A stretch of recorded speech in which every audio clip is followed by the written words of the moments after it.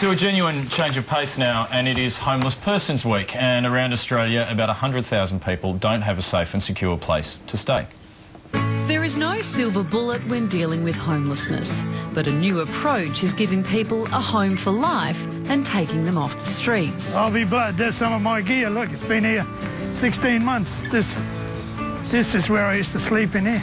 Robert slept rough for almost 3 years after losing everything to a gambling addiction. No matter what your situation in life is, it can always be worse. We were conscious that people on the street were at a higher risk of dying. Karen Walsh runs 50 Lives, 50 Homes, a program that gives people on the street permanent housing. We're linking people with mainly public and community housing that is affordable and permanent. The aim was to change the lives of the 50 most vulnerable people on Brisbane streets.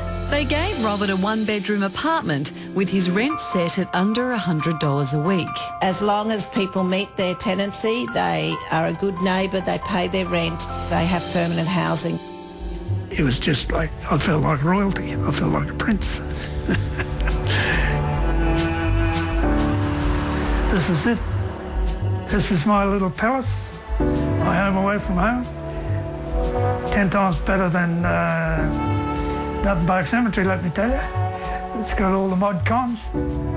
You know, it costs about $3,000 to set up a unit so that people can walk into a home and give it a go, that they don't have to save each week to get sheets, to get crockery, to get saucepans to cook in. From small beginnings, Karen Walsh and her team have since housed more than 160 rough sleepers. Well, it took us about 10 months to reach the first 50, but we're now into the third 50, which is fantastic, and almost into the fourth. And while some may balk at the cost of just giving someone a home, advocates say the housing first approach is actually cheaper. People who have slept rough for long periods tend to be high users of things like accident and emergency departments, mental health services. These are very expensive places to accommodate people. Once people are housed, social workers can look at treating the underlying cause of someone's homelessness. You can turn around how many people are homeless so that people can once again have a quality of life.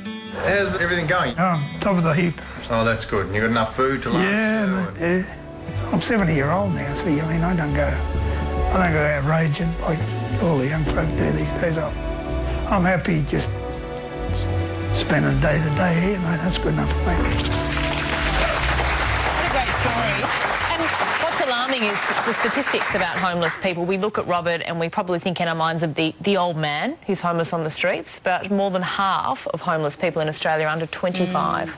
But they've got similar programs like this that are now starting up around the country, which is great news too. So maybe we can do something about this problem. We've got a lot coming up. Stick around.